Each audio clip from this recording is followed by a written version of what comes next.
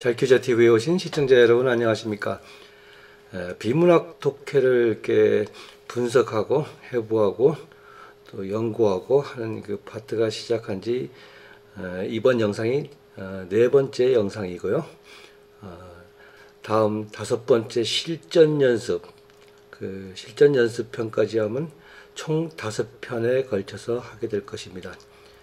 이게 뭐 이렇게 지루하고 기냐 이렇게 말씀을 하실 수도 있겠지만은, 자, 수능 문제, 국어 영역 45문제 중에서 30문제를 차지하고, 그 30문제가 아이들이 가장 어려워하고 고3에 올라와서는 정말로 교정하기 힘든 영역이기 때문에 이 방송을 보시는 학부모 여러분들은 물론 중학생부터 고3에 이르기까지 꼭 필요한 영상이거든요.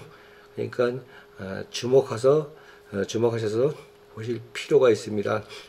이게 이 5가지 영상으로 여러분들에게 아마도 제가 볼 때는 뭐 할 수 있는 말은 비문학 독해에 대해서 솔직히 몰랐던 거를 솔직히 알 수 있는 그 시간이 되는데 사실 좀 부족하다고 볼 수도 있어요. 그렇지만은 많이 함축해서 했거든요. 그래서 보시는데 힘들고 잘 이해가 안 가신다고 보시더라도 몇 번이고 자주 봐가지고 익혀놓으면은, 일단 익혀놓으면은 그건 아주 좀 쉬운 게 될 거예요.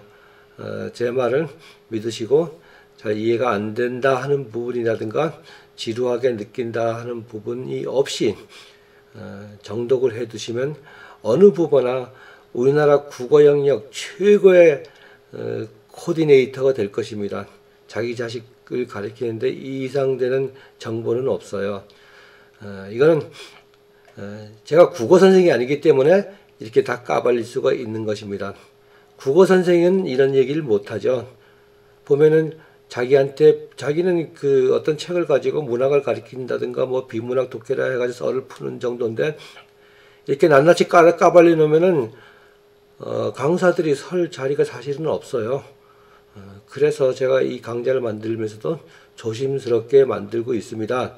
그 많은 분들로부터 이상한 공격을 받을까봐 우려하는 부분도 있고, 그래서 많이 가려서 하고 있으니까요. 시청자 여러분들께서는 그 대신 좀 집중을 하셔가지고 익혀두시면은 아마 우리나라 어떤 국어 영역 강사보다도 월등한 그 실력을, 교과 내용의 실력 말고 국어를 제대로 바라보는 눈, 그것을 갖추게 될 것입니다. 그러면 지금부터 지면을 보면서 설명을 드리는데, 지금부터 이번 시간에 설명을 드릴 내용은 전체적으로 이렇습니다. 국어 영역에서 애들이 비문학 독해를 어려워하니까 그 비문학 그 영역을 강의로 소개를 하시는 많은 분들이 뭐 이것은 이렇게 해라, 이건 저렇게 해라 하는 여러 가지 조항들이 있거든요.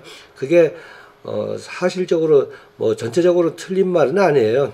그렇지만 고3에 왔을 때 그 제가 말했듯이 책을 많이 읽었거나 많은 어휘력이 있거나 그래서 더 이상 할 게 없는 애들이 그 얘기를 들었을 경우는 조금 더 여유 있게 볼 수 있는 파트의 내용이거든요. 그러면 그렇게 준비가 안 된 애들한테는 다 허공의 외침이 되는 겁니다. 무슨 뜻인지 아시겠죠? 그래서 그 혹시나 그런 그 비문학 영역을 다루는 분들이 여러 가지 조건들을 이렇게 붙이는데, 그것을 제가 다 모아서 지금부터 보여드리면서 괜찮은 부분은 괜찮다, 이렇게 하라 하고, 또 이거는 말도 안 되는 부분이다 하는 거는 말도 안 되는 부분이라고 제가 지적을 해 드릴 테니까 이 점을 잘 보시고요.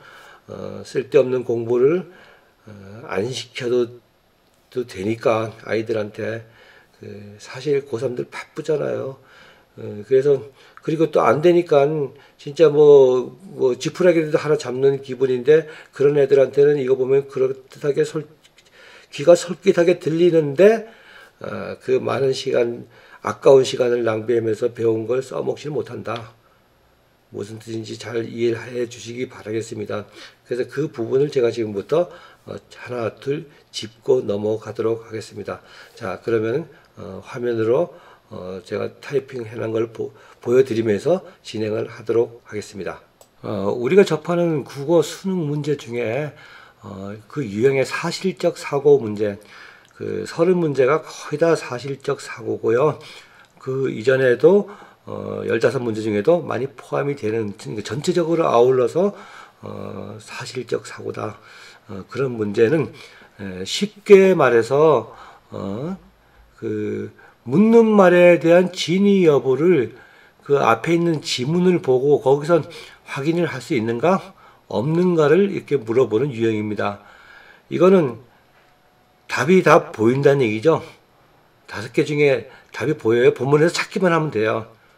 아시겠죠? 그게 사실적 사고의 유형입니다. 비문학 독해 문제의 모든 답은 본문의 내용에서 선택 지문의 내용과 비교함으로써 정답을 정확하게 확인할 수 있다. 어떻게 보면 준비된 아이들에게는 너무너무 쉬운 문제고 주는 문제인데 준비가 안 된 애들은 그냥 입에 거품만 물게 되는 겁니다. 그래서 그 조건들 중에 하지만 무조건 찾으려 하지 말고 그 글의 핵심 화제나 논지와 연관성을 먼저 생각해 봐야 한다. 이런 말이 있는데 이거는 아닙니다. 시간이 그렇게 부족한데 이렇게까지 못하거든요. 이거 하다 보면은 반밖에 못 풀어요. 아시겠어요? 또 그렇기 때문에 각 단락의 핵심 내용을 먼저 생각해보고 어쩌고 해야 된다. 이거 수능 출제 매뉴얼에 입에됩니다. 이렇게는 내면 안 된다. 단락의 뭐 핵심 내용이라니까 애들이 이렇게 이런 걸 가지고 쉽게 문제를 풀이할 수 있도록 문제는 안 내겠다. 내가 전번 영상에서 설명드렸던 내용 중에 있을 거예요. 그리고 각 단락의 첫 문장과 마지막 문장을 보아야 한다. 이것도 똑같은 얘기입니다. 이런 거는 매뉴얼에 위배되기 때문에 지금은 잘 안 난다. 거의 안 난다. 또 이렇게 할 시간도 없어요. 그 얼마나 많은 글자와 지문이 꽉꽉 찬 걸 이렇게 생각하면서 풀어야 그 여유가 있을까요? 분명히 없거든요. 그래서 이래가지고 문제 유형은 어떻게 나느냐? 윗글의 내용과 일치하는 것은, 일치하지 않은 것은 이렇게 묻는다는 얘기예요. 글의 내용으로 알 수 있는 것은 하고 골라내라고 문제를 내기도 하고, 없는 것은 이렇게 내기도 하고, 윗글의 내용으로 가장 적절한 것은 이렇게도 묻고, 적절하지 않은 것은 이렇게 묻는 문제도 나온다, 이런 얘기죠. 또 윗글에 대한 설명으로 적절한, 위에는 내용이지만 설명으로 잘 봐야 돼요. 설명과 내용은 다릅니다. 설명으로 적절한 것은 이렇게 묻기도 하고 적절하지 않은 것은 이렇게 묻기도 하고, 또 A에 대한 견해 이해로 적절하지 뭐 이렇게 묻기도 하고, 윗글에 통해 알 수 있는 내용으로 적절하지 않은 것은 또는 적절한 것은 부정적으로 묻거나 긍정적으로 묻는 이런 문제 유형이 출제가 된다, 이런 얘기입니다. 그래서 이제 독해 방법에는 화제를 중심으로 읽는다, 첫 단락 마지막에 주목을 한다, 이건 아니다. 누가 이런 얘기를 하면은 이거는 수능 출제 매뉴얼에 위배된다. 그래서 위에 것만 보고 답을 추론하거나 이런 바보 같은 짓 하다 보면은 반드시 틀린다는 거예요. 다 읽어야 된다는 얘기예요. 다. 첫 문장부터 끝 문장까지 똑같은 강도로 읽어야 정확한 문제를 답을 찾을 수 있다. 요즘은 그런 지문을 택해요. 전에는 이런 것들을 하도 강사가 떠드니까 출제자들도 약아가지고 빤하니까 이렇게 그렇게는 문제 안 낸다. 그리고 각 단락의 처음과 끝 문장에 주목을 한다. 주목을 하되 이거 하지 말라는 얘기는 아니에요. 그죠? 매뉴얼에 이렇게 해가지고 단순히 답이 나오는 문제는 안 만든다. 그런 뜻입니다. 그 다음에 접속어로 글의 흐름을 파악한다. 흐름을 파악하는 건 좋은데 그걸로 정답을 찾을 수 있는 문제는 안 나온다. 수능 출제 매뉴얼에 위배된다. 이런 말씀입니다. 그래서 지문을 읽다 보면 뭐 그러나 하지만 뭐 반면에 이에 반해 뭐 이에 비해 그런데 뭐 그렇지만 이건 무조건 중요하다. 그렇지만도 않다는 얘기예요. 이거 잘 보셔야 됩니다. 옛날에는 그렇게 나왔는데 지금은 이 스킬이라 그러거든요. 한글판 영어 리딩 스킬 이렇게 했다가는 당한다. 그래서 똑같은 강도로 다 같이 읽어줘야 된다. 이런 말씀입니다. 그래서 뭐 이처럼 이와 같이 요컨대 따라서 그러므로 뭐 이렇게 글 중에 결과적으로 하다가 또 글 중에 또 무엇보다도 중요한 것은 뭐 이런 거다. 뭐 이런 것과 같은 말 앞에 내용을 정리하거나 결론을 내려주는 말이기 때문에 문제화될 가능성이 아주 높긴 해요. 근데 이렇게 해가지고 맹신해가지고 풀었다간 뒤에 문장에서 당합니다. 아시겠어요? 그리고 A는 B가 아니라 C다. 뭐 이거 국어 구문이죠. A는 B보다는 C다. 뭐 이런 말. 또 A는 B뿐만 아니라 C이기도 하다. 이런 구문 뒤가 중요하다. 근데 중요하긴 중요해요. 그렇지만 참고로만 해라. 그런 뜻이에요. 그 다음에 단락의 마지막이 다음 단락에서 어떤 내용으로 이어지는지를 잘 본다. 근데 이 천자짜리 그 지문을 읽다 보고 여기까지 단락이지 이렇게 긋고 1단락, 2단락 이럴 새가 없거든요. 제 말을 이해하셔야 됩니다. 그리고 5번에 핵심구 중심으로 체크하고 핵심어의 흐름을 따라 읽는다. 이것도 아니라는 거예요. 일반적으로 그럼 문제가 이렇게 출제된 문제를 딱 갖다 놓고 이게 핵심어지, 이게 핵심구지, 체크하고 여기 보니까 답이 있네. 이런 식으로 가르치는 강사가 굉장히 많다는 거예요. 그러니까 그 강의를 듣는 애들이 맞다 이렇게 찾아야 되는구나 하고 배웠지만 수능에 출제되는 그 지문은 아무도 예측을 못해요. 어떤 지문이 나올지 어떻게 알아요? 그럼 다른 지문이 나오면 이렇게 했다가 망하는 거예요.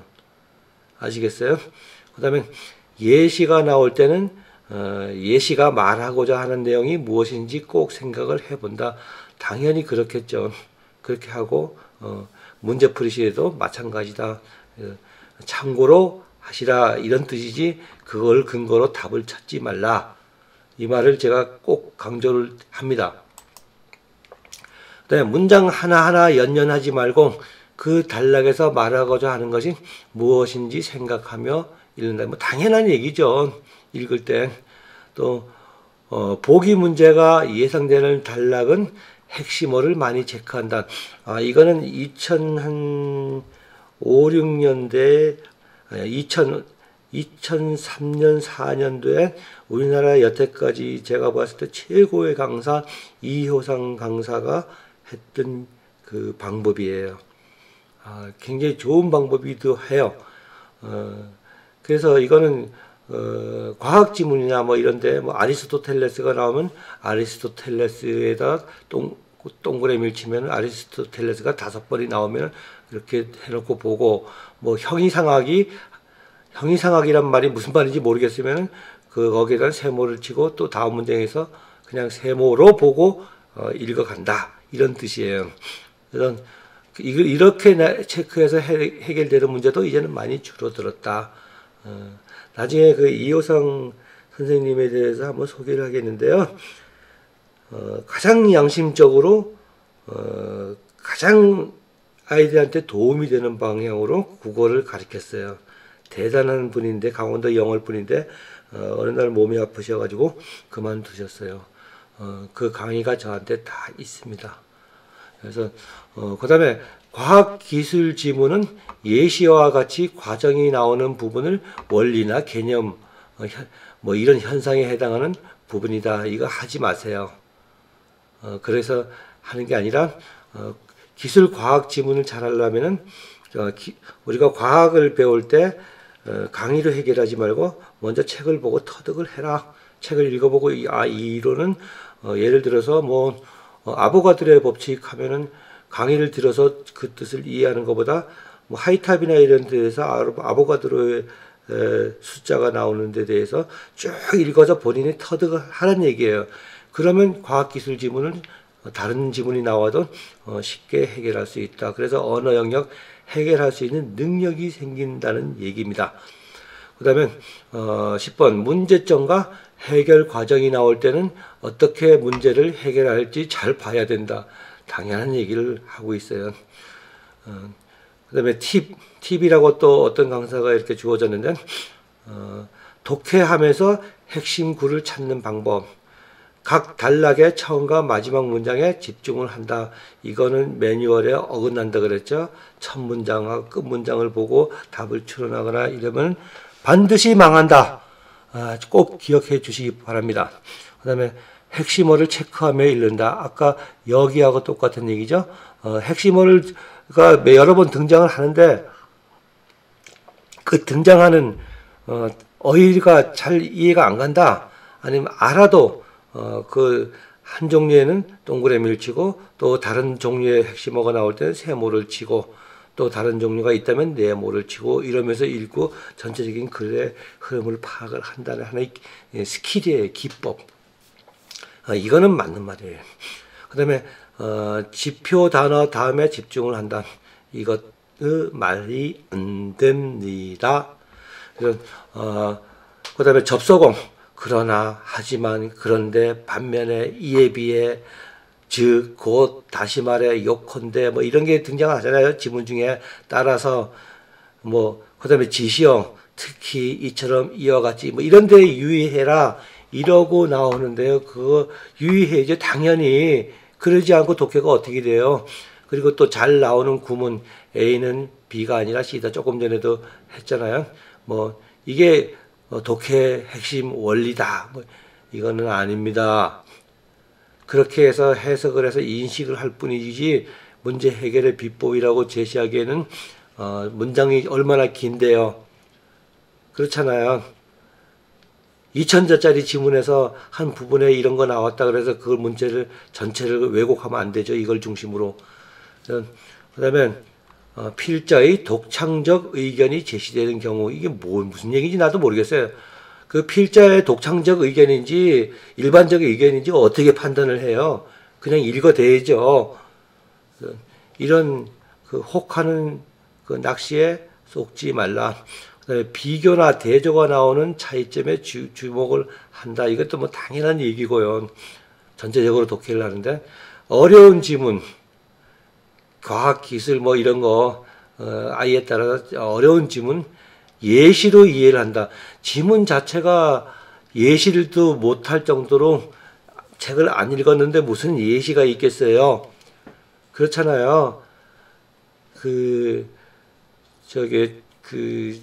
어휘 문제는 여러 가지 예를 들어서 이렇게 분석을 해가지고 그 답을 판단하는 방법은 있어요. 그렇지만 지문은 아닙니다. 제가 말하는 걸 꼭 명심해 주시기 바랍니다. 그 다음에 흔히 강사들이 가장 얘기를 많이 하는 것에 고3들은 기출지문을 분석을 해라. 아니 기출지문을 읽기도 시간이 부족하고 문제풀이도 잘 못하는 그 위대하신 우리 고3들을 가지고 분석까지 하라고요? 정말 해도 너무하죠. 그죠? 그래서 주제와 주제를 나중에 제가 마지막 5부에서 그 기출을 갖다 놓고 현실감 있게 해설을 해 드릴 겁니다. 그걸 보시면 이게 얼마나 공허한 얘기인지 알 수 있을 거예요. 그래서 핵심어 중심으로 문제가 출제가 된다. 뭐 이런 뻥 같은 소리 이런 문제 갖다 놓고 봤지 이거 핵심어 문제 됐지 이러니까 그 많은 문제 중에 수만 개 문제 중에 하나 딱 갖다 놓고 얘기하면 우리 낚시에 잘 걸리는 IQ가 한 자리짜리 애들은 맞습니다. 오늘 무슨 한 수를 배워가네요. 집에 갈 때도 핸드폰 안 보고 핵심어 이러고 다닐지 모르겠지만은 망하는 지름길이다. 제가 이렇게 말씀을 드릴 수가 있네요. 그다음에 핵심 개념 원리 관점을 정확히 이해 이것도 애들 능력에 벗어나는 얘기를 여기 왜 합니까?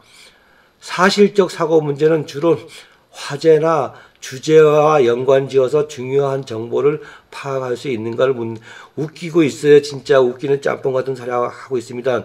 사실적 사고 조금 전에 제일 처음에 제가 말씀을 드렸죠. 묻는 말에 대한 답은 본문에 다 있다고. 그걸 무슨 화제나 주제와 연관지 중요 정보를 파악해요. 파악했는데 그게 묻는 말이 없으면 꽝이죠. 이런데 속지 말라 이런 얘기입니다. 그 다음에 주제, 제목, 중심, 화제, 목적과 같은 글의 주제를 묻는 문제는 청과 이것도 웃기는 얘기예요. 2000자짜리 지문을 어떻게 이렇게 합니까? 마지막 단락을 가지고 판단을 해요. 미안하지만은 요즘은 그런 거 안 나요. 영어의 리딩 스킬이 한동안 유행했댔어요. 스킬하면 답이 탁 나오니까. 그랬더니 그게 전국적으로 유행이 되니까 다음부터 평가원에서는 그런 스킬로 되는 지문을 아예 안 냅니다. 국어는 오죽하겠어요. 우리나라 말인데. 그래서 그다음에 과학기술 지문의 경우 원리나 방법이 포인트가 되는 지점을 중심으로 문제가 출제된다. 현실을 아주 무시하는 얘기. 요즘 애들이 어떻게 무슨 원리라 읽기도 버벅대는데 그 과학 지문을 읽어서 원리를 터득을 한 다음에 방법의 포인트가 된다고요? 그럼 뭐 수능 국어 시간이 한 맨날 며칠 줍니까? 이런 엉뚱한데 낚시에 걸리지 말아달라 이런 말씀을 드리고 싶네요.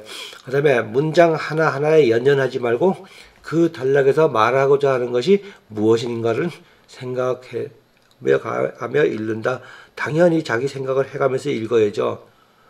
그렇잖아요. 그리고 또 보기 문제가 예상되는 단락은 핵심어를 많이 체크한다. 핵심어가 아까 동그라미, 세모, 네모 했었죠. 그렇게 해주면 된다. 이런 말씀이고요. 이게 과학기술 지문 자꾸 나오는 거 보니 문과 애들이 이과 애들에 비해서 수능 보는 인원이 거의 3배 되나요? 그렇다 보니까 문과 애들이 과학기술 지문에 약하잖아요. 자꾸 등장을 해요. 과학기술 지문은 예시와 과정에 나오는 부분이 원리나 개념 현상에 해당되는 부분이다. 당연한 얘기지만 이렇게 가지고 문제 풀면은 망한다 이런 얘기예요. 이런 거 하는 게 아닙니다. 그 다음에 10번째, 문제점과 해결 과정이 나올 때 어떻게 문제를 해결하는지 잘 봐야 한다. 참 잘 봐야 하지요. 잘 읽으란 얘기입니다. 쉽게 말하면. 그 다음에 이것도 팁이라고 또 하나를 또 드리더라고요. 독해하면서 핵심어나 구를 찾는 방법. 각 단락의 처음과 마지막 문장에 집중을 하긴 하는데 이렇게 해서는 안 된다. 핵심어를 체크하며 읽는다. 이건 맞는 얘기예요. 이렇게 동그라미, 세모, 네모.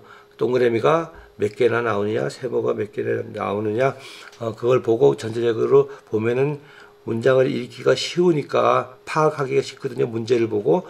그래서 3번, 4번 읽을 거를 2번만 읽어도 된다. 이런 뜻입니다. 그 다음에 지표 단어에 집중을 하되 그거는 아니다. 이런 얘기입니다. 그 다음에 접속어 계속 나오나요? 뭐 그러나 하지만 그런데 반면에 이에 반해 뭐 이런 거 또 지시어 이거는 초등학교 국어 문장에서 시험 날 때 옛날에 그랬잖아요. 그러나 뒤에 했더니 여기 답이 있다. 초등학교 어쩌다가 중학교까지 고등학교 그것도 대수능 문제인데 이래서 풀리는 문제가 있겠습니까? 다 잘 읽어야 된다 이런 뜻입니다. 그 다음에 뭐 구문 A는 B가 아니라 뭐 이거 자꾸 반복이 되네요. 그 다음에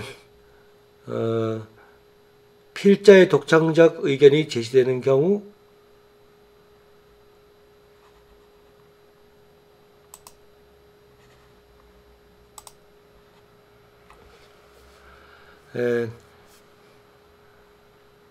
비교나 대조가 나오면 차이점에 주목을 한다. 당연한 거고요. 어려운 지문 또 뭐 예시로 이해를 한대요. 예시가 할 게 없는데요. 그런 거 하지 마세요. 시간이 없는데 그거 골똘히 생각할 시간이 없습니다. 그다음에 기출문제 분석 결과 이걸 주제와 주제를 설명해주는 핵심어 중심으로 문제가 출제된다 아닙니다.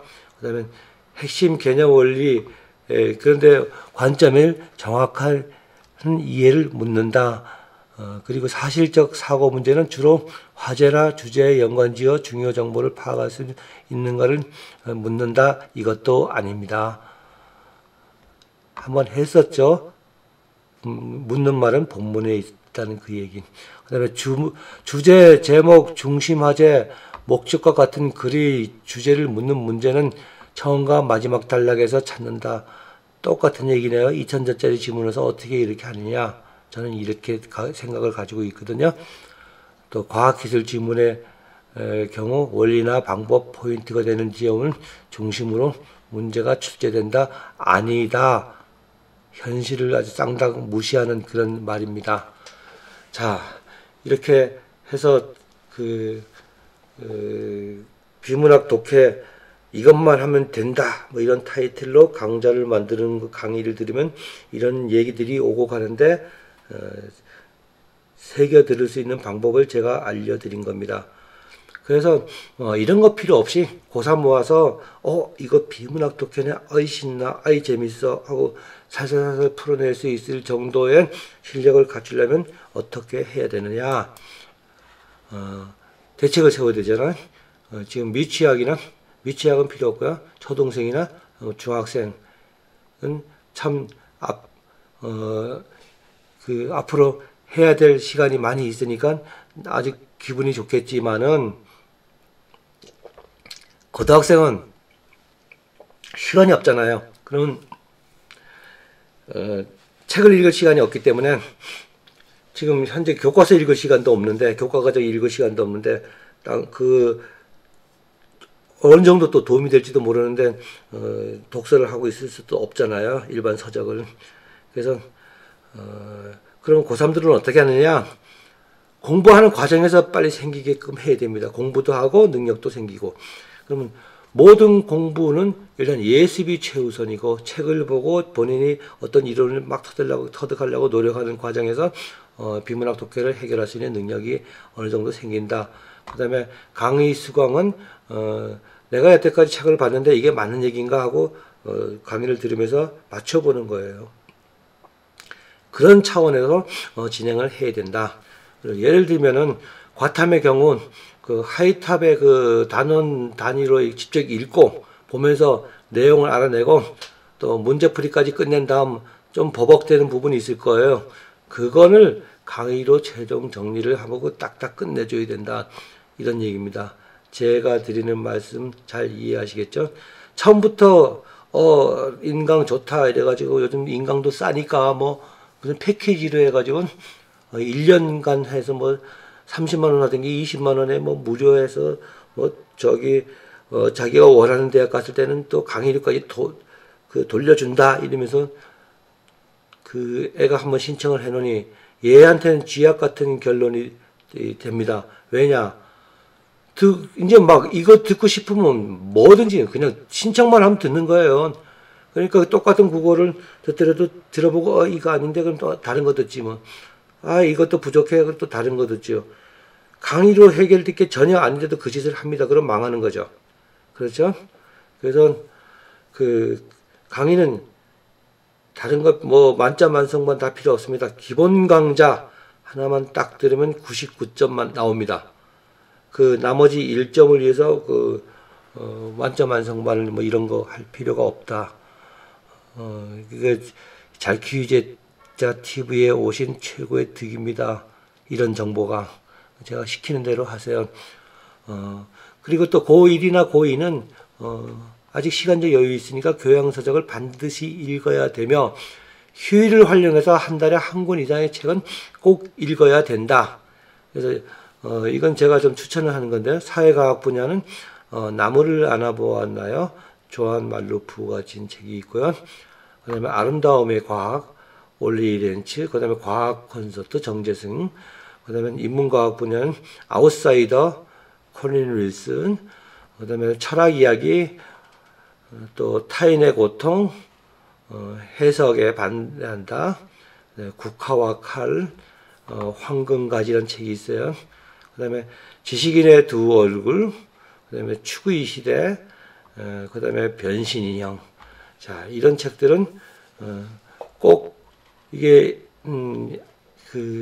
다 읽으려면 1년 동안 다 읽을 양밖에 안 돼요, 사실. 근데 최소한도 고등학교에 와서는 이 정도는 읽어야 된다. 그것도 아주 정독을 하면서 그렇게 드리도록 하겠습니다. 자, 지금까지 이 화면을 보고 말씀드린 거는 이해가 잘 안 되면 앞으로 가서 다시 한번 보시기 바랍니다. 혹시 그리고도 이해가 안 되는 부분이 있으면은 댓글로 질문을 해주시면 제가 있는 성의를 다해서 답변을 드리도록 하겠습니다. 자, 이해하셨죠? 자, 아이들이 국어를 어려워하는 그런 사회적인 현상이 나타나기 시작을 하는데요. 교육 환경이 또 급격히 변했어요. 그래서 일단은 애들이 집중력 있는 교육을 못 받습니다, 지금. 누구를 탓할 수도 없어요.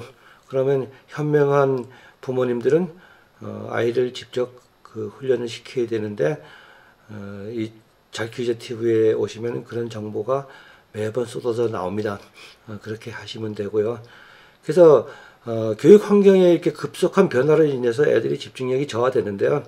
또 이게 스마트폰, 그게 또 대중화가 되다 보니까 집중력 저하도 되고, 또 비국어적인 짧은 문장으로 주거니 받거니 하면 그런 데만 익숙했지 2000자짜리 장문 독해를 할 기회가 거의 없습니다. 또 컴퓨터를 통해서 게임을 하는데 그건 단순 반복이잖아요. 하다가 안 되면 꺼버리고 다시 하고, 꺼버리고 다시 하고. 그리고 사고를 할 능력을 다 망가뜨려 놓는 거예요. 이거는 보고 손가락 가지고 계속 부시고 치고 싸우고, 뭐 단순히 저놈 새끼, 저놈 공격, 뭐 방어 이것만 했지 사고를 생각을 할 수 있는 능력을 길러줄 기회는 거의 없다. 게임을 하게 되면 오히려 더 망치게 된다. 그렇게 말씀을 드릴 수 있겠네요. 사실 생각해 보세요. 뭐 리니지를 하거나 뭐 전투 게임을 하면은 저쪽에 넘어가서 상대방을 죽일 생각이나 하지, 이렇게 개인적인 생각을 사고를 할 수 있는, 폭넓은 사고를 할 수 있는 기회가 없잖아요. 그다음에 독서량 감소로 인해서 문제의 활자를 생각하며 읽어내는 능력이 또 부족한데다가 또 안 하니까 스피드까지 저하돼 있어요. 그래서 또 지식 습득 방법에 있어서 글을 읽어서 알아내는 것보다는 뭐예요? 폰으로 보고 아니면 선생님한테 들어서 알아내는데 익숙해진 점, 그게 공부하는 방법에서 모든 것이 다 또 학원이나 사교육에 의한 것을 또 보고 듣고 이러다 보니까 아이들이 생각하거나 본인이 직접 읽을 능력이 기회가 없기 때문에 현재 이런 상황에까지 온 겁니다. 거의 모든 학생이. 지금은 부모님이 알아서 이렇게 관리를 해주면은 1000분의 1 안에 들어가는 거고요. 안 해주면은 나머지에 들어가는 겁니다. 부모가 관리해 주느냐 안 해주느냐 그 차이거든요. 학원을 보내더라도 부모가 관리를 해 주셔야 됩니다. 그러니까 잘퀴즈 TV 같은 데 와가지고 어느 정도 지식이 있어야지 그것도 관리가 될 거 아닙니까? 이건 잘못된 거야, 잘 된 거야. 그리고 잘못된 걸 모르고 계속 그런 데만 의존했던 경우는 어떤 경우나 그러면요. 학원에 보냈더니까 얘가 모의고사 점수가 올랐네. 모의고사는 가끔 한 달에 한 번씩 보니까 잘 될 거야, 잘 될 거야. 그리고 있다가 수능에서 한 방에 탁 깨지고 말죠. 수능에서 망해요. 그리고 또 그걸 반성할 기회조차도 없어요. 도대체 어떻게 해서 얘가 망했는지 몰라요. 안다고요? 문제 풀어보니까 애가 이거는 아는 건데 실수로 틀렸어. 이것도 아는 건데 실수로 틀렸어. 그러니까 전부 다 500점 만점에 100점을 틀렸는데 그게 다 실수다. 거의 99%가 실수로 보일 수밖에 없는 게 수능 문제예요. 해설을 보면 답이 팍팍 나오니까 그거 이해 못한 애들 거의 없어요. 그거 답 보고도 이해 못하면 대학 가지 말아야 됩니다. 그럼 뭐예요? 실수라고 알죠. 그리고 재수해서 또 망합니다. 그래서 제가 그런 말을 들으니까요. 이 점에 유의해가지고 인터넷 강의가 좋다는 것은 알지만은 이거 예습을 안 하면은 말짱 꽝이 나는 거.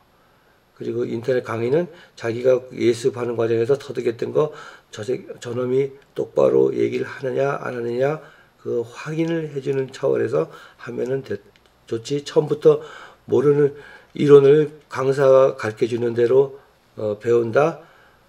그러면 비효율적이다. 그렇게 말씀을 드릴 수 있겠네요. 자, 정리해서 말씀을 드리겠습니다. 내가 비문학 독해가 안 된다고 고3들 고민하지 마시고요. 인터넷 강의를 들어라 이런 얘기가 아닙니다. 들어봤자 득이 될 거 없으니까 꼭 듣고 싶으면은 차라리 다른 과목을 해라. 그거 해서 느는 거 없다. 그리고 왜 그걸 듣지 말라고 하는 내용은 제가 오늘 이 시간에 앞에서 쭉 설명을 했잖아요. 그래도 이게 아닌데 그리고 듣고 싶으면 뭐 어쩔 수가 없습니다. 제가 그랬죠. 수능 공부하는데 최고 나쁜 경우가 이거 나쁘고 욕심만 많은 애들. 그건 꼭 뭔지 꼭 찍어서 맛을 보는 애들. 그건 대책이 없어요. 제가 아무리 좋게 표현을 하려도 그렇게 우아하게 표현할 방법이 없네요. 그런 새끼들은. 그래서 그건 뭐 어떻게 보면 참 연민의 전까지 느낄 수 있는 애들입니다. 그래서 어쨌거나 그렇게 하고요.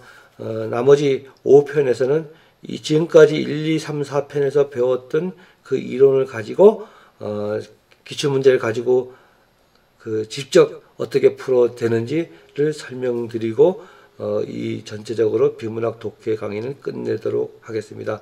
그래서 제가 5편은 그렇게 길게 제작은 하지 않습니다. 그래서 5편을 기대해 주시고요.